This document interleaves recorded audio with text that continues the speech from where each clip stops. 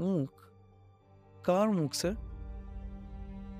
একটা মেয়ের, খোলা চুল, মুখে চওড়া হাসি। আপনাদের ভাবি অন্যরকম মানে? তার কি কোনো অসুখ আছে? ওর মধ্যে অন্য কিছু আছে ভাইজান, হঠাৎ হঠাৎ ক্ষেপে যায়। আল্লাহ, কি ভয়ঙ্কর সেই দৃশ্য!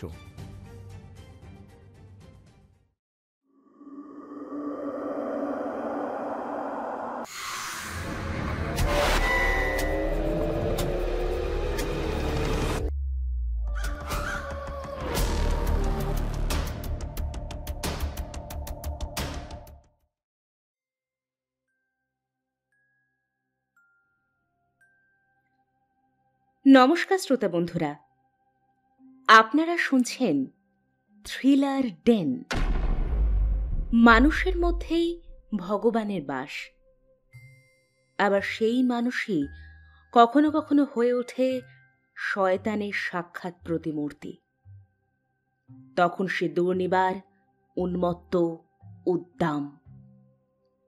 তাই শুভ শক্তির চেয়ে অশুভ শক্তিকেই মানুষ ভয় করে বেশি। সেই রকম এক অপশক্তির মিথ্যা আড়াল দিয়ে নিজেকে সুরক্ষিত রাখতে পেরেছিল এক কাশ্মীরি নারী। কিন্তু অপশক্তির আড়াল কি মিথ্যেই? সবটাই কি চোখের ভুল? প্রখ্যাত লেখিকা দীপাঞ্জনা দাসের কলমে গল্প রামতাস।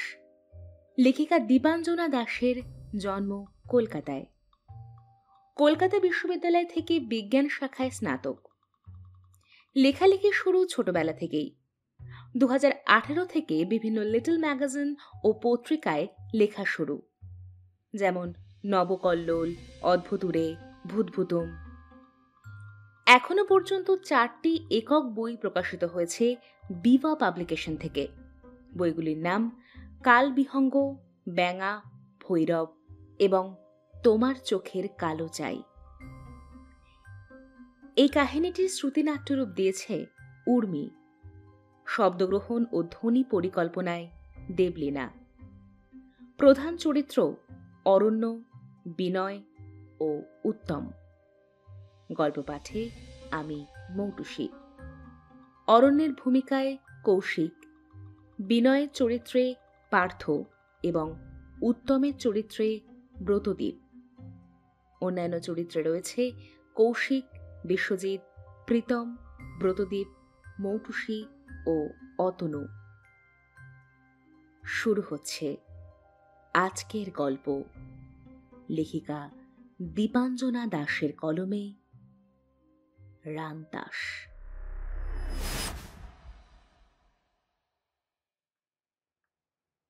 আপনি তন্ত্রক্রিয়াও জানেন? উত্তমের হাঁ হয়ে থাকা মুখটা অরণ্যর দিকে ফেরানো। গোল গোল চোখের দৃষ্টিও তার এই সিনিয়রের ওপর নিবদ্ধ। এতদিন সে এসিডিডি অরণ্য সেনকে তার ধারালো বুদ্ধি, তুখোড় অবজারভেশন পাওয়ার আর ঈর্ষণীয় ব্যক্তিত্বের জন্য রীতিমতো ভক্তি করত। কিন্তু তার স্যারের যে এই গুণটিও লুক্কায়িত ছিল তাহা কে জানত? কিন্তু আপনি তো ঘোর নাস্তিক বলেই জানতাম স্যার।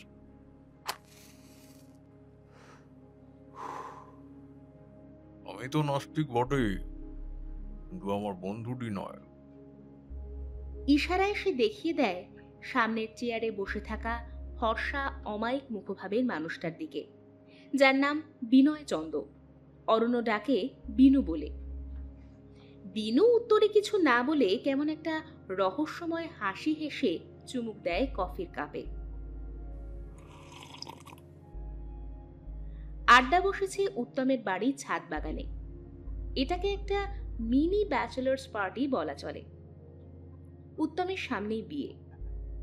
তার আগে সে নিমন্ত্রণ করে তার শ্রদ্ধেয় সিনিয়র এবং তার প্রিয় বন্ধুকে নিজের হাতে মাংস ভাত রেঁধে খাওয়াতে চায় বলে জানিয়েছিল। অরণ্য অনেকদিন থেকেই এড়িয়ে যাচ্ছিল, কিন্তু শেষমেশ উত্তমের জোড়াজুড়িতে রাজি হয়েছে। তারা আজ বিকেল বিকেল এসে পড়েছে উত্তমের বাড়িতে।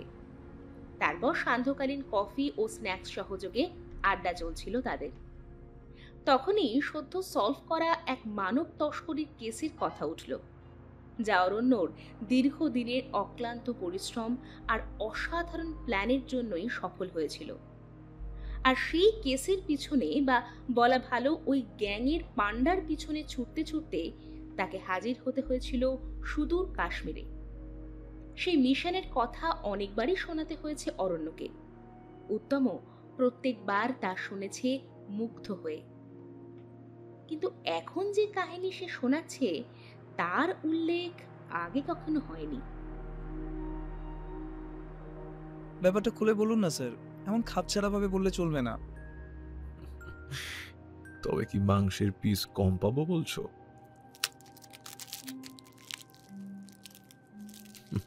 নাও ধরো। আরে স্যার কি যে বলেন। নাও নাও, আর অত চক্ষু লজ্জা করো না তো। সিনিয়রের সামনে স্মোক করা যাবে না, এমন আদিকালের নিয়ম ছাড়ো। বিনোদা নেবেন না? ও সাধু সন্ত, ওর ধোঁয়ায় আগ্রহ নেই, ওর ইন্টারেস্ট ধোঁয়াশায়। হ্যাঁ, প্যারানর্মাল ইনভেস্টিগেটর বোঝো? হ্যাঁ তা বুঝি। আমার বন্ধুবর শ্রীমান বিনয় চন্দ হলেন তাই। উত্তম অবাক বিস্ময় ভরা চোখে বিনুর দিকে তাকাতেই বিনু বলল, ছিলাম, এখন আর নেই। তবে তখনকার জ্ঞান আর অভিজ্ঞতা মাঝে মাঝেই কাজে লাগে এখনো। তারই খানিকটা সাহায্য করেছিল এইবারেও। তাই কাশ্মীরের সেই বিচ্ছিরি নেটওয়ার্ক উপেক্ষা করে আমি যোগাযোগ করেছিলাম বিনুকে। এভাবে না স্যার, প্রথম থেকে প্লিজ। আচ্ছা বেশ, তার আগে বলো তো উত্তম, তুমি রান্তাস কাকে বলে জানো? রান্তাস? সেটা আবার কি? কি নয়, বলো কে? কে রান্তাস? রান্তাস হলো কাশ্মীরের গাঁগঞ্জের এক বিভীষিকা। আমি এসব আগে জানতাম না, কোনোদিন নামও শুনিনি। 2013 সালে প্রথম একটা নাম এসেছিল ভারতের অপরাধের ইতিহাসে, the mysterious Raju. As you know, দেশের বিভিন্ন প্রান্ত থেকে মেয়েদের, প্রধানত নাবালিকাদের ভুলিয়ে গুম করে বেঁচে দেওয়া হতো বিভিন্ন জায়গায়। কাউকে চাকরির লোভ দেখিয়ে, কাউকে প্রেম বিয়ের ফাঁদে ফেলে এসব করা হতো আর কি। আর এই চক্রের সঙ্গে যুক্ত সবাই তার নাম বলতো রাজু। কিন্তু আসলে যে ঠিক কার নাম রাজু তা কেউ জানে না। যাই হোক, এই মিস্টেরিয়াস রাজুর গ্যাং এক সময় আপনা থেকেই ঝিমিয়ে পড়ে, কিন্তু হঠাৎ এই বছরের প্রথম দিকে এই গ্যাং আবারও মাথা চাড়া দেয়। আমি একখানা জব্বর প্ল্যান ছকে ছুটলাম হেড অফ দ্য রাজুকে ধরতে, অর্থাৎ কিনা আসল রাজু। আমার কাছে খবর ছিল রাজু কাশ্মীরের রামবান বা তার আশেপাশে লুকিয়ে আছে। আমি আর আমার টিমের কয়েকজন টুরিস্ট সেজে সেখানে রইলাম। গ্রামটা ছোট, বসতিও খুব কম। আমরা রোজই দিনে কমপক্ষে 3 বার এদিক ওদিক ঘুরে ফিরে তার সঙ্গে খেজুরে আলাপ জুড়ে বাতাসের ভাব বোঝার চেষ্টা করতাম।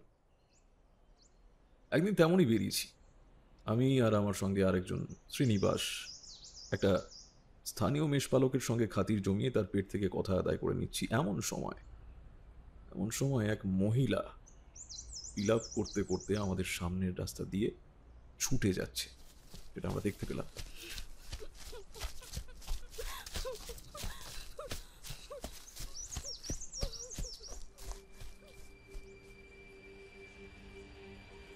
ব্যাপার কি?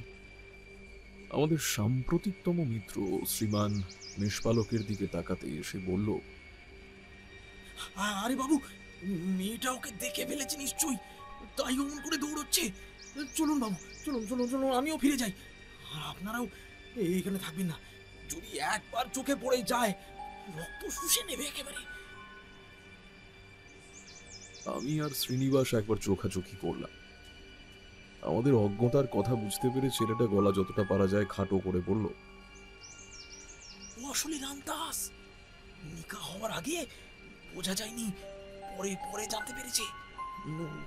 কেউ কি যে দেখে সে আর বাঁচে না বাবু, সে আর বাঁচে না। রান্তাস কি বস্তু ভায়া? শ্শ্, ধীরে বলুন বাবু, ধীরে বলুন, ধীরে। ও নাম জোরে বলবেন না। আমি আমি যাই বাবু, খোদা হাফিজ।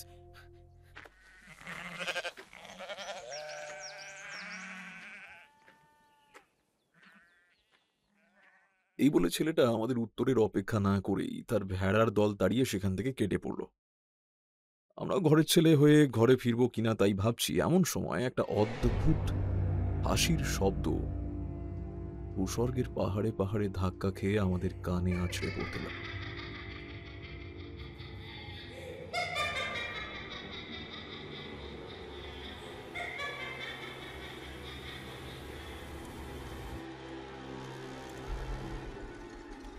হাসি? কিসের হাসি স্যার? কেমন হাসি? খোনা অথচ খুব তীক্ষ্ণ স্বরে হাসি। বইয়ের ভাষায় কি যেন বলে, হ্যাঁ, ঐশাচিক হাসি। মিথ্যে বলবো না, ফাঁকা মাঠের মধ্যে একা দুজন দাঁড়িয়ে ওরকম হাসি শুনে একটু কেমন যে লাগেনি তা নয়। না না, ঠিক ভয় বলবো না, ভয় আমি পাই না, তবে খুব আনক্যানি ফিলিং, যেন কিছু ঠিক নেই। Something is bad around us. আমাকে তো চেনো আমি কেমন, শুধু আলো দেখে চোখ ফিরিয়ে নেওয়ার বান্দা আমি নই। যতক্ষণ না আলোর উৎস খুঁজে পাচ্ছি ততক্ষণ আমার শান্তি নেই। পরক্ষণেই মনের ভাবটাকে গাড় ঝাড়া দিয়ে ফেলে দিলাম। শ্রীনিবাসকে বললাম, চলো তো ব্যাপারটা কি দেখে আসি। কি না জিনিস ওই রান্তাস, তাই দেখতে যাওয়া কি খুব দরকার? আমাদের কাজ তো রাজুকে নিয়ে। আজ একটা ফোন আসার কথা আছে না, যেটা খুব সম্ভবত রাজুই রিসিভ করবে। আমি ঝট করে ঘড়ি দেখে বললাম, সেই ফোন আসতে এখনো ঘন্টা আড়াই বাকি, আর ফোনে ট্যাপিং ইকুইপমেন্ট আর রেকর্ডার দুটোই লাগানো আছে। রাজু এবার আর পিছনে পালাতে পারবে না। যাই হোক, তোমার ভয় করলে তুমি ফিরে যাও, আমি দেখে আসি হাসির আওয়াজটা ঠিক কোথা থেকে এলো। তখন শ্রীনিবাস একান্ত অনিচ্ছায় কেবল আত্মসম্মানটুকু বাঁচাতে আমার সঙ্গে এলো।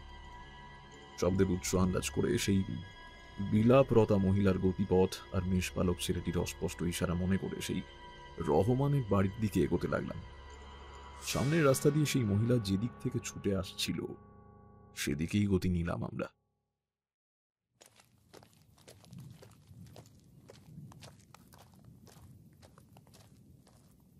বেশ কিছুটা পথ চলার পরে এক বৃদ্ধকে পেয়ে জিজ্ঞেস করলাম, আচ্ছা, এখানে রহমানের ভদ্রাসন কোথায়? বৃদ্ধ কেবল মুন্ডু নাচিয়ে ডান দিকের বাঁকটা দেখিয়ে দিল। আমি শ্রীনিবাসকে সঙ্গে নিয়ে সেদিকে যেতেই পাথর আর কাঠের সাহায্যে তৈরি একটা বাড়ি দেখতে পেলাম, আর বুঝতে পারলাম সেই ছোট বাড়িটায় একটা হুলস্থুল কিছু কাণ্ড চলছে। থেকে থেকে একটা গর্জন গোমানি মেশানো শব্দ পাচ্ছি।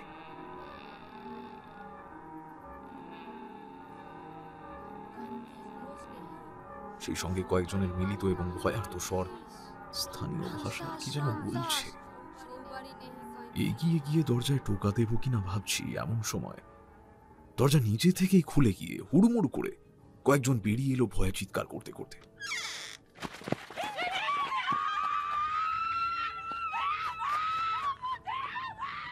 বেরিয়ে প্রাণপণ বন্ধ করতে উদ্যত হলো দরজাটা। দরজা বন্ধ হওয়ার ঠিক আগের মুহূর্তে এক ঝলক চোখে পড়লো একটা মুখ। মুখ? কার মুখ স্যার?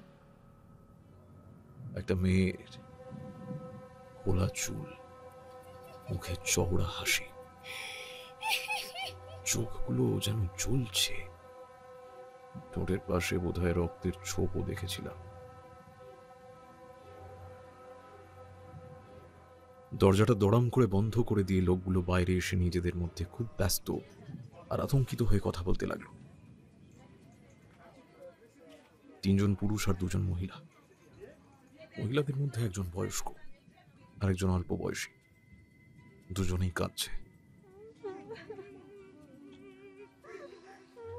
তারা নিজেদের মধ্যে উত্তেজিত হয়ে কথা বলতে বলতে এতটাই মুশকুল যে তাদের বাড়ির দোরগোড়ায় যে দুজন অচেনা আগন্তুক দাঁড়িয়ে আছে তা তারা খেয়ালই করল না। ওদিকে বাড়ির দরজায় তখনও দুম দুম করে ভীষণ কিল পড়ছে। আমি ওখানকার ভাষা তেমন বুঝতাম না, কাজ চালানোর মতো দু একটা শব্দ মাত্র। সেই লিমিটেড জ্ঞানে ওদের হাউমাউ থেকে মানে উদ্ধার করার ক্ষমতা আমার ছিল না। তবে তাদের কথার মধ্যে একটা পূর্বশ্রুত শব্দ আমার কানে ছিটকে এলো বার দুয়ে। রান্তাস, রান্তাস। আমি এগিয়ে গেলাম ওদের দিকে। তিনজন পুরুষ, তাদের বয়স আন্দাজ 28 থেকে 35-এর ভিতর হবে। চেহারা দেখে বুঝলাম তারা ভাই। হিন্দিতে জিজ্ঞেস করলাম, কি ব্যাপার ভাই, কোনো সমস্যা হয়েছে? আমরা কি কিছু সাহায্য করতে পারি? তিন ভাইয়ের মধ্যে একজন ভাঙা হিন্দিতে জিজ্ঞেস করলো, আপনারা কে ভাই? দয়া করে এখানে থাকবেন না, এখানে থাকলে আপনাদের বিপদ হতে পারে। কিন্তু সমস্যাটা কি? ভিতরে কে আছেন? তিনি কি অসুস্থ নাকি? আমি ফের জিজ্ঞেস করলাম। এবারে ভাইদের মধ্যে যে ছোট, মানে তখন চেহারা দেখে আন্দাজ করেছিলাম আর কি, আমার হাত ধরে কিছুটা তফাতে নিয়ে গিয়ে কাঁপা কাঁপা গলায় বলল, ভাইজান, আমাদের খুব বিপদ যাচ্ছে। আমাদের মেজো ভাইয়ের বিবি, সে মানে একটু একটু অন্যরকম। এই দেখুন না, আমার বড় ভাইয়ের হাতে কামড়ে দিয়েছে আজ। তাই বলছি, আপনাদের বিপদ হতে পারে, আপনারা দয়া করে এখানে থাকবেন না। আপনাদের ভাবি অন্যরকম মানে? তার কি কোনো অসুখ আছে?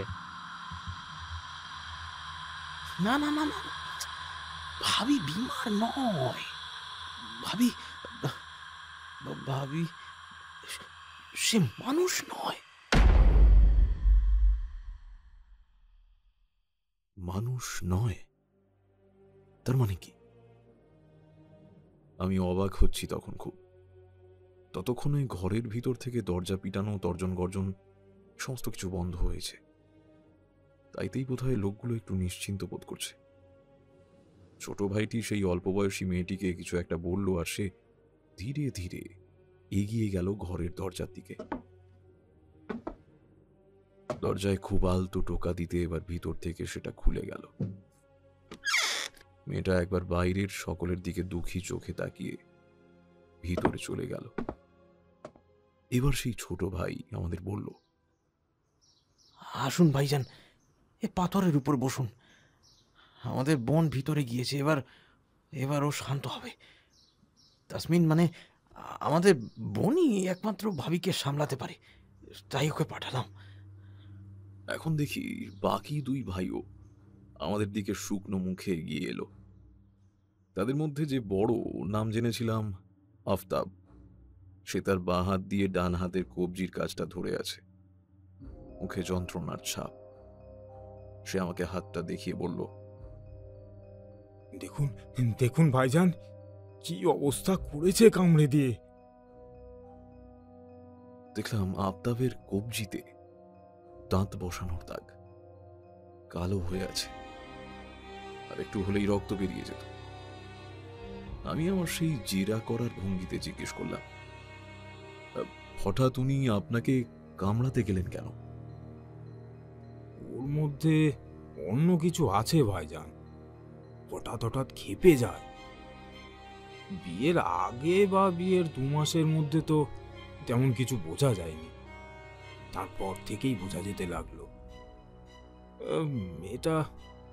মেয়েটা স্বাভাবিক নয়। আফতাবের কথার মাঝখানেই সেই বয়স্ক মহিলা চিৎকার করে স্থানীয় ভাষায় কি যেন বলতে লাগলেন। বারদুই রান্তাস কথাটাও বললেন। কান্তি রোজ নেহি শৌকারি পাত কাহান মারতিস, রান্তাস রান্তাস শৌবারি নেহি কইনসি থি। এবার মেজো ভাই সোহেব তাদের মাকে চাপা গলায় ধমকে উঠল। ও আমি আন্দাজ করলাম সেই নামটা জোরে উচ্চারণ করতে বারণ করছেন। ভাইজান, আপনাদের জানাশোনা কোনো উজুগুরু গুণিন কি ওঝা আছে যে আমার বিবিকে ভালো করে দিতে পারে? কতজনকে ডেকেছি জানেন? কত আলেম এসে দেখে গেছে, কেউ কিচ্ছু করতে পারেনি। আগে তো ভালোই ছিল, হঠাৎ যে কি হলো। সেই সময় তাদের বোন তাসমিন দরজা খুলে মুখ বাড়িয়ে কি যেন বলল। তাতে প্রথমে সেই বয়স্ক মহিলা অর্থাৎ তাদের মা বাড়ির ভিতরে চলে গেলেন। তারপর বড় ভাই রাহাতের চিকিৎসা করতে গেল। আমরা বাইরে বসেই মেজ ভাই সোহেব আর ছোট ভাই উমিদের সঙ্গে কথা বলতে লাগলাম। কি আর বলি ভাইজান, একদিন হলো কি, আমি কাজ থেকে ফিরে দেখি বাড়িতে খুব হইচই হচ্ছে। আমার ছোট ভাইকে নাকি চাকু দিয়ে মারতে গিয়েছে আমার বিবি। আমি তো তাজ্জব। আমার মা চেঁচিয়ে কাঁদছে, বোন থামাতে চেষ্টা করছে আমার বিবিকে। জিজ্ঞেস করে জানলাম উমিদ নাকি তার ভাবিকে খাবার দিতে বলেছিল, কারণ তার খিদে পেয়ে গিয়েছে। তাতেই নাকি রণমূর্তি ধারণ করে সে। আমি বুঝতে পারলাম না এই সামান্য বিষয় এমন আচরণ করার মানে কি। বিবিকে আড়ালে নিয়ে গিয়ে জিজ্ঞেস করলাম, সে কিছু উত্তর করে না, খালি কাঁদে আর বলে আমায় আব্বার কাছে দিয়ে এসো। যাই হোক, সেদিনের মতো ব্যাপারটা ঠান্ডা হলো। এবার শুরু হলো আরো অদ্ভুত আচরণ। সেটা কেমন? কোনো ব্যাপারে একটু জোর করলে বা কিছু বললেই সে কেমন যেন হয়ে যেত। চোখ মুখ পাল্টে যায়, গলার স্বর বদলে যায়, ইবলিসের মতো হাসতে শুরু করে দুলে দুলে। কয়েকবার তো দেহ বাঁকিয়ে উল্টো হয়ে হাঁটতেও দেখেছি। ও আল্লাহ, কি ভয়ঙ্কর সেই দৃশ্য! কি কি দেখলে? সেদিন অনেক রাত্রে আমার ঘুম ভেঙে গিয়েছিল। ছোট বাইরে যাওয়ার জন্য ঠান্ডায় কাঁপতে কাঁপতে উঠে বসলাম। বাইরে তখন প্রবল ঝড় শুরু হয়েছে। ঠান্ডার কুচি গায়ে বর্ষার ফলার মতো এসে বিঁধছে। কিন্তু প্রকৃতির ডাককে উপেক্ষা করা আমার পক্ষে সম্ভব নয়। তখন আমি মোটা কম্বলে আপাদমস্তক মুড়ে নিয়ে আলোর সঙ্গে করে বেরোলাম। আমাদের গোসলখানা আমাদের মূল ঘর থেকে বেশি দূরে নয়, লাগোয়াই। অথচ বাইরের আবহাওয়াকে উপেক্ষা করে সেখানে যাওয়ার একেবারে উপায় নেই। আমি তাই গেলাম, কাজও সারলাম। এবার ঘরে ফিরে আসবো, এমন সময় একটা জিনিস দেখে আমার আমার পা জমে গেল। প্রবল শীতের কারণে নয়, আতঙ্কে। আমাদের এই মূল বাড়ি আর গোসলখানার মধ্যে বড়জোর 5.5 ফুটের ব্যবধান। সেই ফাঁকা জায়গা দিয়ে পিছনের জঙ্গলটা বেশ দেখা যায়, যেটা ওই ঢালু হয়ে নিচের দিকে নেমে গিয়েছে নদী পর্যন্ত। হ্যাঁ, সেইটা। হ্যাঁ, আমি দেখলাম অন্ধকারে ওই প্রবল ঝড়ের মধ্যে ঘন জঙ্গলের ধার ঘেঁষে কি যেন হেঁটে যাচ্ছে।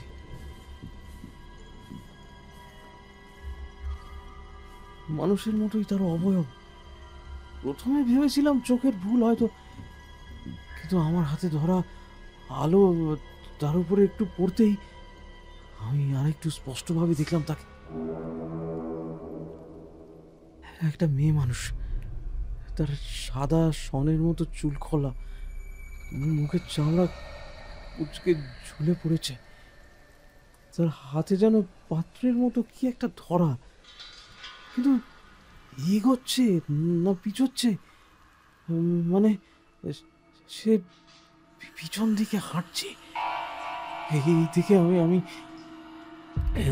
তো ভয়ে চিৎকার করতে করতে ঘরের ভিতর পালিয়ে এলাম।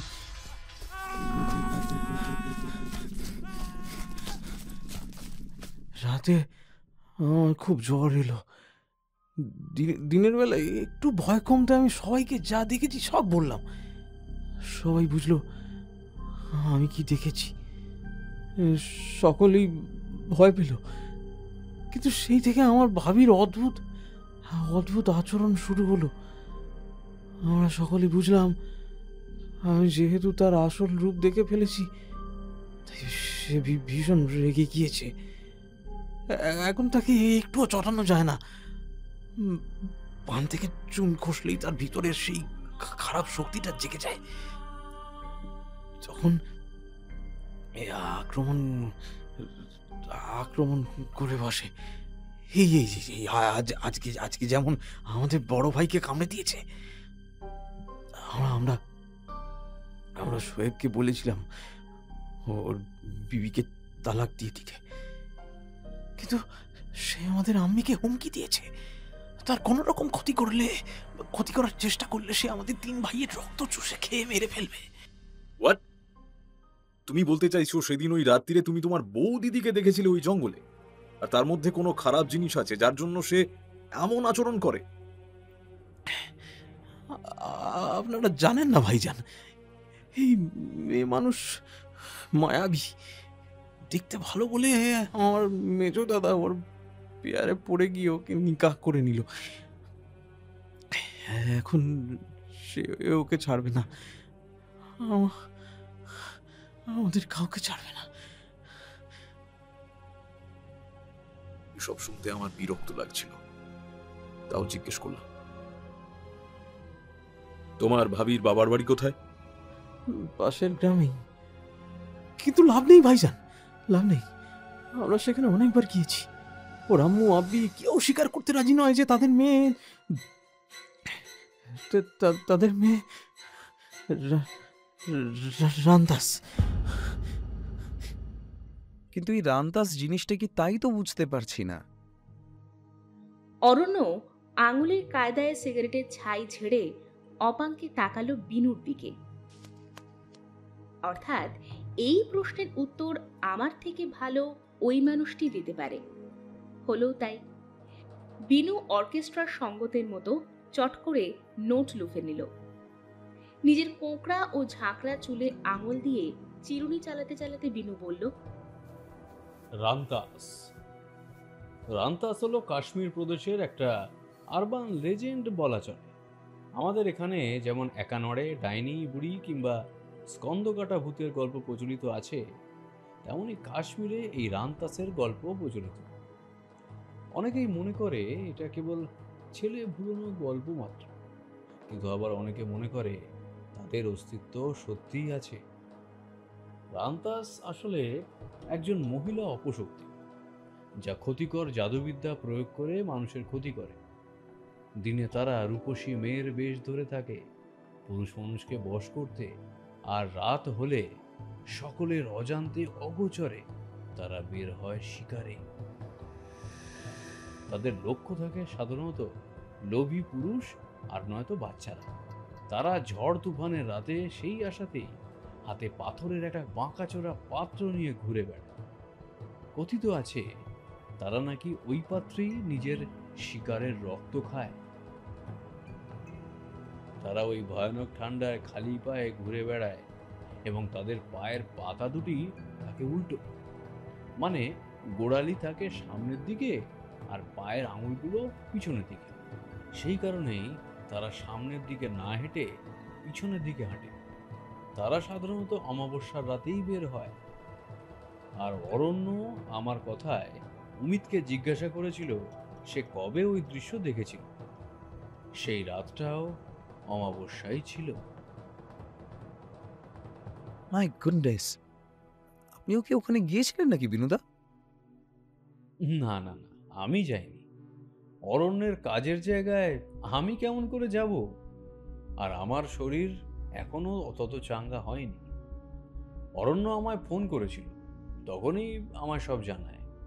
আমিও ওকে রান্তাসের বৃত্তান্ত খুলে বলি। তারপর?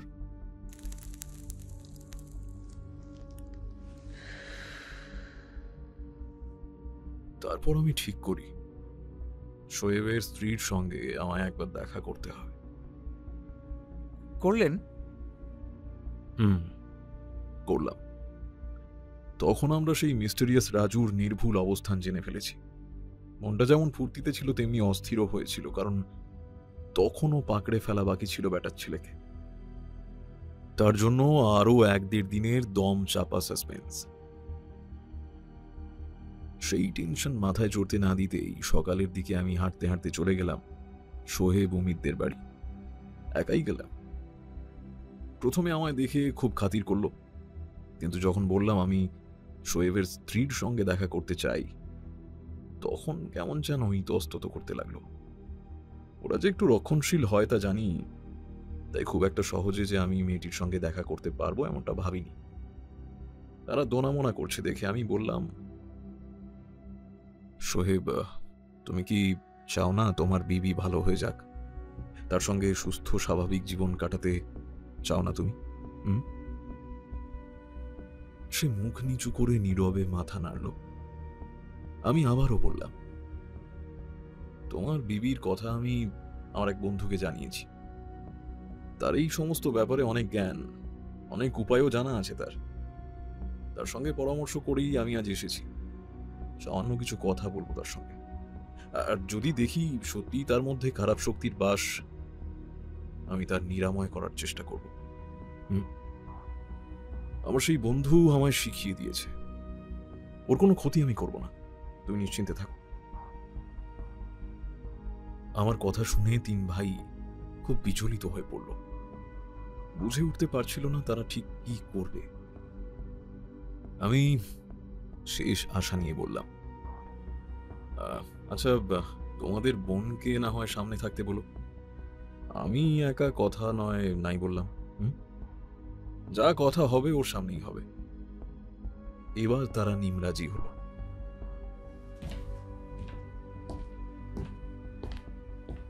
আমি ভিতর ঘরে গেলাম। আমার সামনে সেই মেয়েটি, নাম শাহনাজ। পাশে বসে আছে তাসমিন। দুজনেই বেশ জড়সড়, বারবার নিজেদের মধ্যে চোখ চাওয়াচাওয়ি করছে। শাহনাজ মাঝে মাঝে অদ্ভুত মুখভঙ্গি করছিল। আমি খুব শান্ত আর কোমল স্বরে বললাম, ভয় নেই, আমি তোমাদের বড় দাদার মতো। বাইরে তোমাদের বাড়ির লোকেরা সবাই আছে, তোমরা একেবারে নিরাপদ। আমি শুধু কয়েকটা কথা বলেই চলে যাব। এবার তারা একটু সহজ হলো। তারপর তারপর তারপর আর কি, কথাটা তো বললাম। বিনু আমায় যা শিখিয়ে দিয়েছিল তাই করলাম। তারপর বেরিয়ে এসে তিন ভাইকে আলাদা করে কিছু কথা বললাম। বললাম, তোমাদের ঘরের বউ রান্তাস নয়, তার ভিতরে কোনো অশুভ শক্তির বাস নেই, বরং তার ভিতরে রয়েছে অত্যন্ত এক শুভ শক্তি। তার মাথার উপর এক পবিত্র আত্মার আশীর্বাদের হাত রয়েছে। তাহলে সে এমন আচরণ করে কেন? কারণ নিশ্চয়ই তার সঙ্গে কেউ অত্যন্ত অন্যায় করেছে বা করার চেষ্টা করেছে। লক্ষ্য করলাম এতে তিন ভাই কেমন যেন কুঁকড়ে গেল। আমি আমার সেই বিশেষ স্বরে কথা বলতে শুরু করলাম। তবে তো স্যার ওদের প্যান্টগুলো হলুদ হয়ে যাবার কথা। আমি ওকে শান্ত করে দিয়ে গেলাম, সে আর অমন আচরণ করবে না। কিন্তু আর কখনো যদি কোনোভাবে তাকে অপমানিত করা হয় বা তার সঙ্গে কোনো রকম দুর্ব্যবহার কি অন্যায় করার চেষ্টাও করা হয়, তবে যা সর্বনাশ হবে তা কেউই আটকাতে পারবে না। আর সোহেব, তোমার স্ত্রীকে রক্ষা করার দায়িত্ব একান্তই তোমার। তা করতে তুমি যদি বিফল হও, তবে অলৌকিক যা ফল তা তো ভোগ করবেই। তার উপর লৌকিকভাবে তোমাদের সকলের কোমরে যাতে দড়ি পড়ে, সেই ব্যবস্থাও আমি এখান থেকে যাওয়ার আগে করে দিয়ে যাব। এই কথায় জোঁকের মুখে নুন পড়ার মতো অবস্থা হলো। তারা আমার প্রায় পায়েই পড়ে যায় যেন। তারপর আমি ফিরে এলাম হোটেলে। হয়ে গেল? হ্যাঁ, হয়ে গেল। আরে কিছুই তো বোঝা গেল না। বিনুদা আপনাকে কি শিখিয়েছিল? আপনি বুঝলেন কেমন করে যে শাহনাজের উপর পবিত্র আত্মার ব্লিস রয়েছে? এইভাবে বললে ছাড়বো না। আমার প্রথম থেকেই কেমন যেন একটা খটকা লাগছিল। মেয়েটা শুধু ওই তিন ভাইয়ের উপরেই অত খাপ্পা কেন?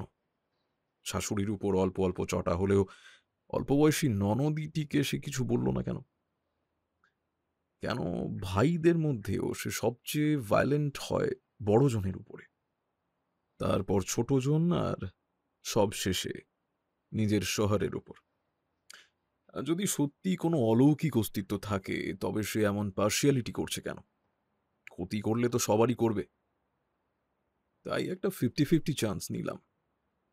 বিনুকে ব্যাপারটা জানালাম, নিজের সন্দেহের কথাটাও বললাম। ও বলল একটা বিশেষ রকম শরবত সে আমায় বানানোর নির্দেশ দিয়ে দেবে, যার জন্য আশেপাশের কোনো ধর্মীয় স্থান যেমন মন্দির কি মসজিদের জল, একটু নুন আর হলুদ গুঁড়ো দরকার ছিল। ওটা নাকি সাধারণ কোনো মানুষ খেলে তার কিছুই হবে না, কিন্তু কেউ যদি তন্ত্রমন্ত্র কি ওই সমস্ত কালাজাদু চর্চা করে তার মুখ জ্বলে যাবে।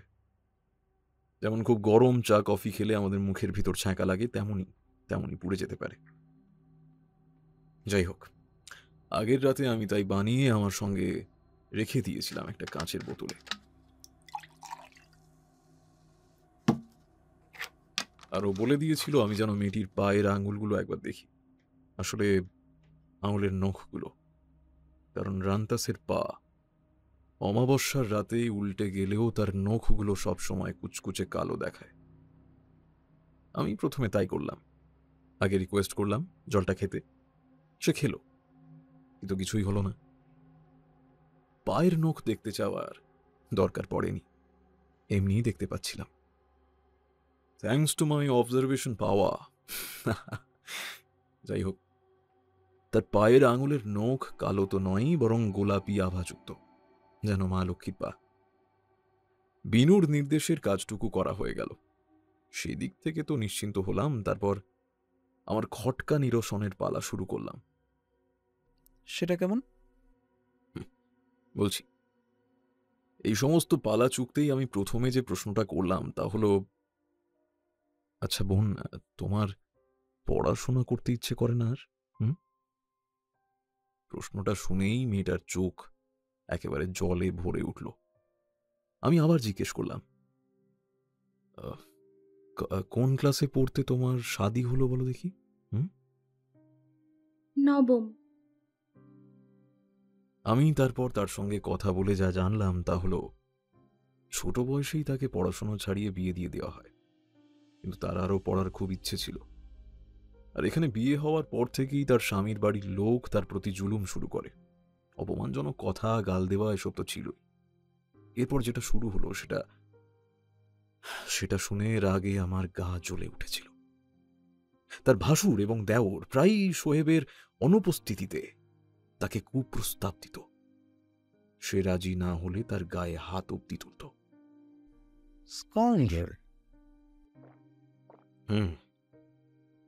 তারপর একদিন অমিত ঝড়ের রাতে বাড়ির পিছনের জঙ্গলে সেই অলৌকিক দৃশ্য দেখল। সেটা কতদূর সত্যি সে বিষয়ে আমার সন্দেহ আছে, হয়তো সেই রাতে বেটা নেশাভাং করেছিল, তার জেরেই ভুলভাল দেখেছে। যাই হোক, সে যখন বাড়িতে এই রান্তাস বৃত্তান্ত শোনাল, তখন সেটা শুনেই শাহনাজ একটা অভাবনীয় বুদ্ধি বের করল। সে বেশ বুঝেছিল তার বাড়ির পুরুষেরা এবং শাশুড়ি এই রান্তাসকে ভয় পায়। তাই সে করল কি, যখনই কেউ তার সঙ্গে খারাপ কিছু করার চেষ্টা করত, সে অভিনয় করত যেন তার উপর অশুভ কিছুর প্রভাব রয়েছে, লাইক শি ইজ পজেসড। আর ভয় পেয়ে তারা কেউ খুব একটা বদমাইশি করতে সাহস পেত না। আর সেই রাতের দৃশ্য দেখে তার বাড়ির লোক দুয়ে দুয়ে চার করে নিয়ে ভেবে নিল সেই রান্তাস। শাহনাজও বুঝল এই ভয়টাই যদি ও জিয়ে রাখতে পারে তবে সেটাই তার রক্ষা কবচ হিসেবে কাজ করবে।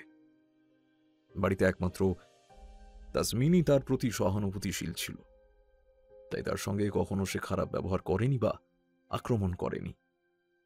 সে ছিল তার একমাত্র বন্ধু। তাহলে তো সে রান্তাস নয়, তার উপর কোনো কিছুর ভরও ছিল না। তবে সেদিন আপনি অতগুলো কথা সোহেব আর বাকিদের বললেন যে? ওদের ভয় দিয়েই ওদের জব্দ রাখতে চেয়েছিলাম। ওইসব পবিত্র আত্মা টাত্মা সব বোগাস, এ তো বুঝতেই পারছো। কিন্তু সেটা যদি ওদের বলে দিতাম তবে হয়তো ওরা আবারও মেয়েটার উপর অত্যাচার করত। তাই বুঝিয়ে দিলাম সে খারাপ নয়, ভালো শক্তি। ওখানে আইন তত কড়া নয়, থানাও অনেক দূর। তাই তখন আমার এই বুদ্ধিটাই সবচেয়ে উপযুক্ত বলে মনে হয়েছিল, কারণ ভয় মাঝে মাঝে খুব উপকারী। এই কথার পর আর কোনো কথা বলতে কারোর ভালো লাগছিল না, কিন্তু চুপচাপ বসে থাকতেও অস্বস্তি লাগছিল। তাই উত্তম বলল, কোনো আইনি ব্যবস্থা নিলে হতো না স্যার? দেখো, আমি তো ওখানকার লোকাল পুলিশের সঙ্গে যুক্ত নই, টেকনিক্যালি বাইরের লোক, তাই সেই অর্থে কোনো কড়া পদক্ষেপ নিতে পারি না। তবু এফআইআর লেখার ব্যবস্থা করে এসেছিলাম, যাতে লোকাল পুলিশ গিয়ে এবার কয়েক পড়কে দিয়ে আসে, আর লক্ষ্য রাখে যেন মেয়েটার উপর ডোমেস্টিক ভায়োলেন্স না হয় আর কোনোদিন। উত্তমের রান্না করা মাংস এবং আনুষঙ্গিক নানান পদ সহযোগে ভরপেট রাতের খাবার খেয়ে ড্রয়িং রুমে বসে আছে অরণ্য, বিনু আর উত্তম। তাদের হাতে কোল্ড ড্রিঙ্কের গ্লাস। অরণ্য, তোর গল্পটা কিন্তু একটু বাকি রয়ে গেছে। বাকি আছে? কেন, আরো কিছু হয়েছিল নাকি? ও এমন কিছু নয়, বেসলেস ব্যাপার। তোর কাছে হতে পারে, কিন্তু আমার কাছে গুরুত্বপূর্ণ। মনে রাখবি, দুনিয়ায় মিথ্যা বলে কিছু নেই, সব হয়, সব। কি ব্যাপার তাই বলুন না স্যার, প্লিজ। আরে, তার পরের দুদিনে আমাদের মিশন সাকসেসফুল হলো। কুখ্যাত মিস্টেরিয়াস রাজু ধরা পড়লো। সেদিন রাতেই ফ্লাইট। তার আগে ভাবলাম এত সুন্দর জায়গাটা আরো ভালো করে ঘুরে নি, তাই ঘুরছিলাম। জঙ্গলের মধ্যে এদিক ওদিক করে বেড়াচ্ছিলাম, তোফা লাগছিল। এমন সময় দেখি একটা জায়গায় একটা পাইন গাছের নিচে কি সব যেন ছড়িয়ে পড়ে আছে।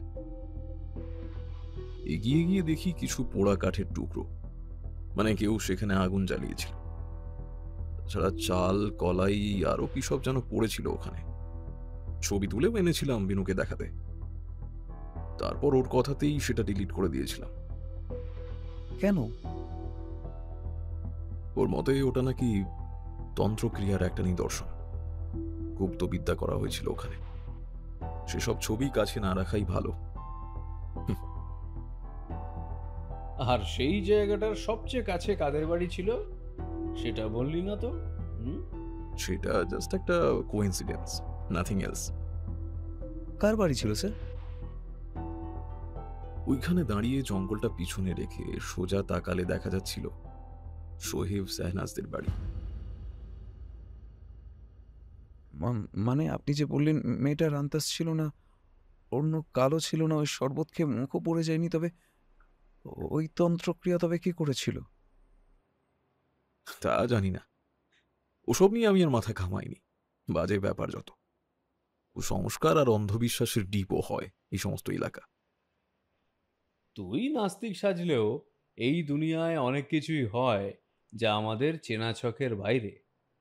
সেদিন সন্ধ্যার পর এয়ারপোর্টের পথে রওনা দিয়েছিলি যখন, তখন অন্ধকারে যা দেখেছিলি সেটা চেপে যাচ্ছিস কেন ভাই অরণ্য? তোর অবিশ্বাসের দেওয়াল নড়বড়ে করবে বলে? তখন ঝড় উঠেছিল, গাছপালা দুলছিল, বৃষ্টিও হচ্ছিল। কি দেখতে কি দেখেছি! অরণ্য, তুইও মনে মনে ঠিকই জানিস, একটা দুলতে থাকা গাছ আর একটা মেয়ে মানুষের অবয়বের মধ্যে অনেক তফাৎ আছে। তা সে যতই দুর্যোগ হোক না কেন। আর তোর চোখকে তুই বিশ্বাস করিস না? তোর অবজারভেশন পাওয়ারকে এত সহজে অবিশ্বাস করে ফেললি? বাবা! কেন বিনুদা, স্যার সেদিন কি কিছু দেখেছিল? দেখেছিল ব্যাটা এখন বলতে চাইছে না। ঠিক আছে, আমি বলছি, ও দেখেছিল একটা মেয়ের মতো অবয়ব ওই ঝড় বাদলের মধ্যে জঙ্গলের ধার ঘেঁষে চলেছে। গাড়ির হেডলাইটের কিছুটা তার উপর পড়ায় দেখতে পেয়েছিল। তার খোলা চুল, হাতে ধরা পাত্রের মতো কিছু একটা। সে পিছন দিকে চলতে চলতে জঙ্গলের আঁধারে মিশে গেল। আচ্ছা, তুমিই বলো উত্তম, এটা কি কোনো স্বাভাবিক মানুষ হতে পারে? হ্যাঁ, আর ভুলে যাস না, সেদিনও ছিল অমাবস্যা। যদি শাহনাজ রান্তাস নাই হবে, তাহলে তার বাড়ির পিছনে সব পড়েছিল কেন? আর সেই রাতে তাহলে স্যার দেখলিনি বা কাকে? এতদিন একটা কথা আমার মাথায় আসেনি। আজ ঘটনাটা আবার শুনে ভাবনাটা মাথায় এলো। কি?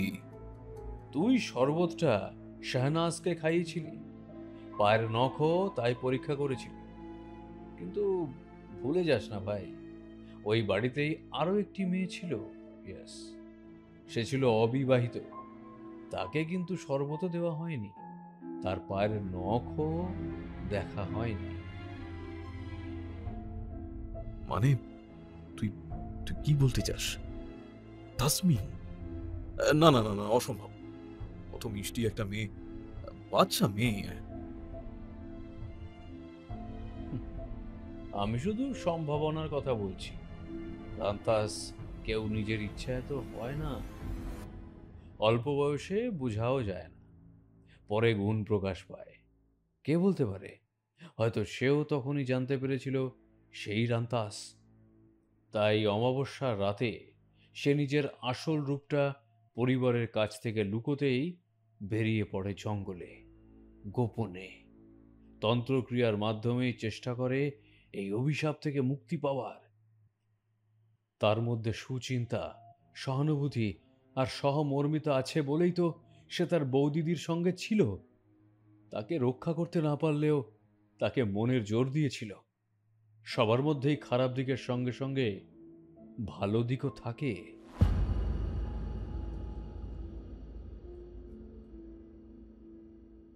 শেষ হলো আমাদের আজকের গল্প রান্তাস।